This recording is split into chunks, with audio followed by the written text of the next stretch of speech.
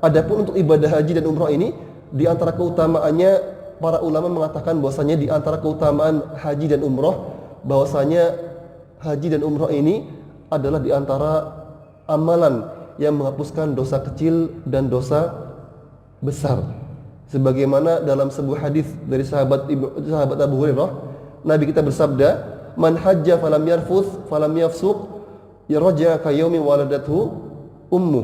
Barang siapa yang berhaji kemudian tidak mengucapkan kata-kata keji, walam yafsuq, kemudian dia tidak berbuat fasik, tidak berbuat dosa dalam hajinya, raja'a ka yaumi waladathu ummu, maka dia akan kembali sebagaimana hari di mana ia dilahirkan oleh ibunya. Kemudian mengenai umrah, Nabi kita mengatakan, ya, al-umratu ilal umrah kafaratun lima bainahuma. Dan umrah, antara satu umrah dengan umrah yang lainnya, ini menjadi penghapus dosa di antara keduanya.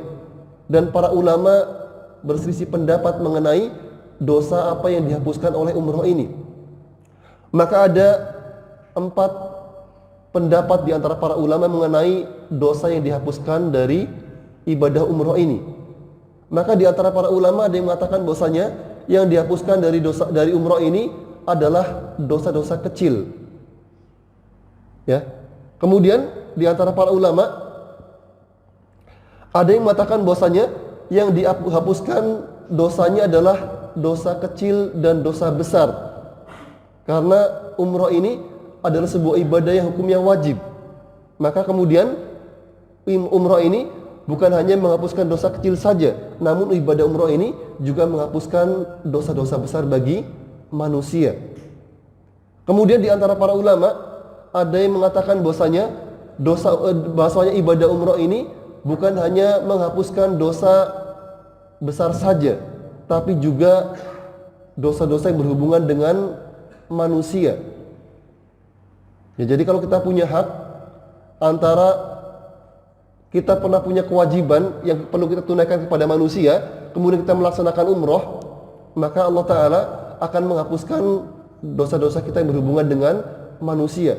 Kalau kita pernah menzalimi orang lain, para ulama sepakat bahwasanya kalau ada orang yang menghibahi saudaranya, maka di antara cara kita terbebas dari dosa hibah ini adalah kita meminta maaf kepada yang bersangkutan. Kalau kita pernah menggibahi teman kita, kita pernah menggibahi tetangga kita ngomongin keburukan tetangga kita, ya, di belakang orang tersebut, maka cara agar kita terbebas dari dosa ini adalah kita memohon ampun kepada Allah Ta'ala, juga meminta maaf kepada orang yang kita gibahi.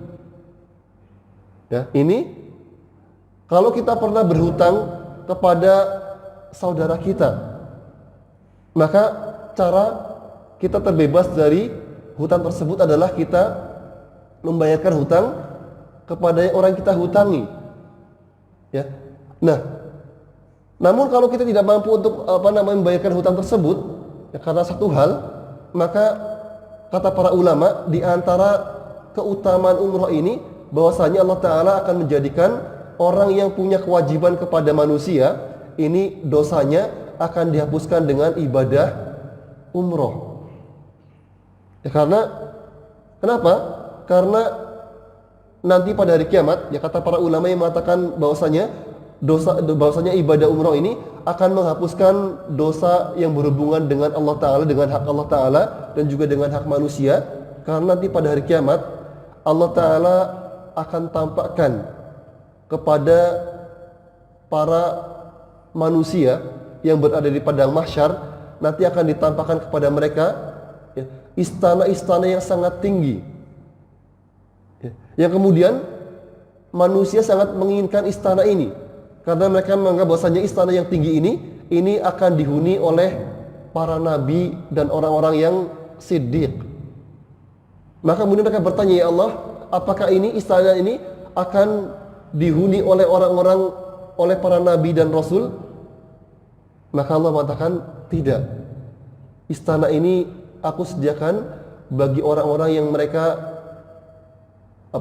tanazal an madlamatin nas, yang mereka merelakan kezalimannya bagi manusia dari orang lain.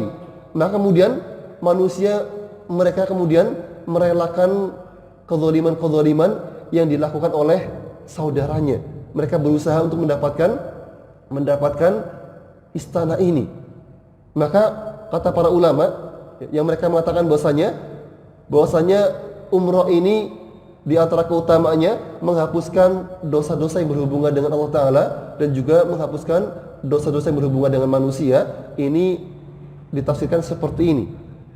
Jadi kalau umpamanya ada orang yang dia punya hutang, ya kemudian tidak mampu untuk membayarkannya, atau dia pernah berbuat kezaliman, dia pernah menggibahi tetangganya, kemudian dia tidak mampu untuk meminta maaf, maka kemudian dia melaksanakan umroh, maka kata para ulama umroh ini akan menghapuskan dosa-dosa tersebut. Allah Ta'ala jadikan nanti pada hari kiamat orang yang disakitinya ini akan merelakan dosanya, akan merelakan haknya sehingga tidak menuntut kepada orang tersebut. Maka ini diantara keutamaan umroh. Yang pertama.